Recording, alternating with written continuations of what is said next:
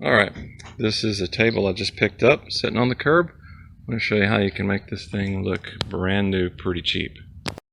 So what I'm going to be using first is a sander, orbital sander. I'm just going to take off the loose stuff like what you see here and some of the edges just to give it a smooth substrate. Then I'm going to spray paint it with this self-priming black spray paint. It's great stuff. God bless whoever made this. So it's black, smooth coat. And then I'll put some wax on it, a couple of coats just to make it look clean. So you'll see what it looks like. So I spent probably 2 minutes just taking off some of the rough spots on here, especially where there was some loose peeled veneer, this cheap veneer. So we're going to put something on there that's a little more resilient. So stay tuned. Okay, I spent about 5 minutes.